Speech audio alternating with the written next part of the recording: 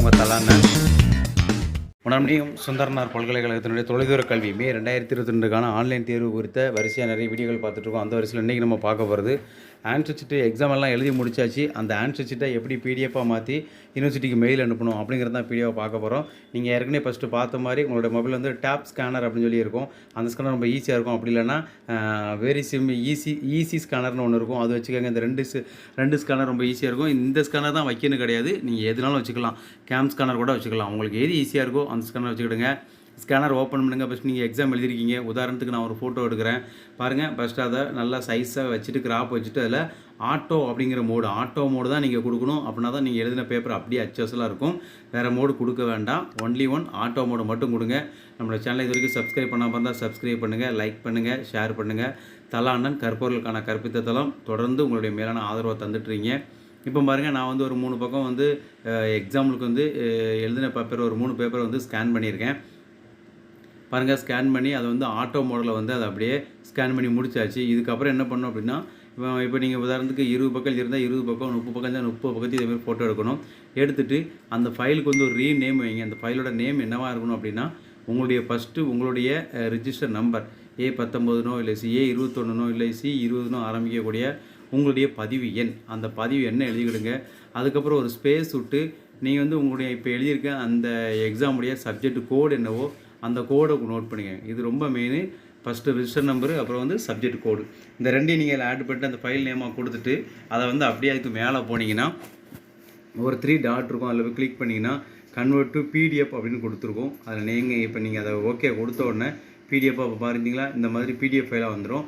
இதோட முக்கியம், நீங்கள் பிடிஎஃப் ஆனதுக்கப்புறம் நீங்கள் எழுதி வச்சுருக்க ஆன்சர் ஷீட்டும் நீங்கள் பிடிஎஃப் பண்ணி வச்சுருக்க ரெண்டுமே ஒரே மாதிரி இருக்கா, பேஜ் நம்பர் மாறி இருக்கான்னு பார்த்துக்கிடுங்க. பேஜ் நம்பர் மாறி இருந்தால் கண்டிப்பாக வேல்யூஷன் ஆகாது. 1ஆம் பேஜுக்கு அப்புறம் 2, 2க்கு அப்புறம் 3, 3க்கு அப்புறம் 4 அப்படின்னு வரிசையாக இருக்குதாங்கிறத செக் பண்ணிக்கிடுங்க. அந்த பேஜ் நம்பர் கண்டினியூஸாக இருந்தால் மட்டும்தான் இந்த எக்ஸாம்லாம் வேல்யூ பண்ணுறவங்களுக்கு, ஆன்லைனில் பார்த்து வேல்யூ பண்ணுறவங்களுக்கு இந்த வேல்யூவேஷன் ஈஸியாக இருக்கும். இதை நம்ம இஷ்டத்துக்கு வந்து 1ஆம் பக்கம் ஃபஸ்ட்டும், 5ஆம் பக்கம் கடைசிலையும், 7ஆம் பக்கம் ஃபஸ்ட்டும் அந்த மாதிரி மாற்றி பண்ணிட்டு இருந்தோம்னா கண்டிப்பாக உங்களுக்கு ஒரு இரிட்டேட்டிங் தான் வரும். ஆனால் நமக்கு மார்க் குறையிறதுக்கு வாய்ப்பு இருக்குது. ஆன்சர் ஷீட்டை மொத்தம் நீங்கள் பிடிஎஃபாக மாற்றும் போது ரொம்ப கரெக்டாக, ரொம்ப தெளிவாக 1ஆம் பேஜ் 1ல் இருக்கணும், 2ஆம் பேஜ் 2ல் இருக்கணும். உங்களுக்கு ஏற்கனவே தெரியும், மொதல் பேஜ் நீங்கள் ஃபோட்டோ எடுத்துருப்பீங்க, அது பேஜ் நம்பர் 1 கிடையாது. அதுக்கு அடுத்தது தான் இருக்கக்கூடியது தான் பேஜ் நம்பர் 1. அதை பார்த்துக்கோங்க. இவ்வளவு இன்ஸ்ட்ரக்ஷனையும் ஃபாலோ பண்ணி நீங்கள் நீட்டாக வந்து அதை பிடிஎஃபாக மாற்றியாச்சு. பிடிஎஃபாக மாற்றிட்டு என்ன பண்ணுங்கள், நேராக வந்து அதை வந்து ஷேர் அப்படின்னு இருக்கும் பார்த்தீங்களா. நம்ம இப்போ உங்களுடைய அந்த பிடிஎஃப் ஃபைலாக இருக்கட்டும் இல்லை ஃபோட்டோவாக இருக்கட்டும், அது கீழே வந்து ஷேர்னு ஒரு பட்டன் இருக்கும். அந்த ஷேர் பட்டனை கிளிக் பண்ணிங்கன்னா அதில் கீழே வந்து வாட்ஸ்அப்பா மெயிலான்னு டீட்டெயில் கேட்கும். அந்த இடத்துல நீங்கள் மெயில்னு கொடுங்க. மெயில் கொடுத்துட்டு அந்த மெயிலுக்கு போயிட்டு இந்த பாருங்கள், அந்த மாதிரி ஃப்ரமில் உங்களுடைய மெயில் ஐடி 2ல் வந்து யூனிவர்சிட்டியில் உங்கள் ஆன்சர் ஷீட்டில் என்ன மெயில் ஐடி கொடுத்துருக்காங்க. ஆன்சர் ஷீட்டில் வந்து 16, 17, 18 ஆஃப்டர்நூன் 4 மாற்றி கொடுத்துருப்பாங்க. மாற்றி அப்படின்னா யூனிவர்சிட்டி பொறுப்பேற்காதுன்னு ரொம்ப தெளிவாக சொல்லியிருக்காங்க. அதனால் இந்த தடவை எக்ஸாம் நீங்கள் அப்லோடு பண்ணும்போது ரொம்ப கரெக்டாக தெளிவாக அப்லோடு பண்ணுங்கள். உங்களுடைய அந்த ஆன்சர் ஷீட்டை போட்டாச்சு. இப்போ மெயில் ஐடி தான் ரொம்ப மெயின். அந்த மெயில் ஐடி வந்து இப்போது அந்த இடத்துல மெயில் ஐடி போட்டுருங்க. போட்டுட்டு ஃபைலை வந்து ஆல்ரெடி அட்டாச் பண்ணியிருக்கோம். போயிட்டு கம்போஸில் போயிட்டு அந்த பாருங்கள் மேலே சென்டுன்னு ஒரு பட்டன் இருக்கும். இப்போ சென்ட் பட்டனை கொடுத்துருங்க. அவ்வளோதாங்க, ஆட்டோமேட்டிக் யூனிவர்சிட்டிக்கு மெயில் போய் சேர்ந்துடும்.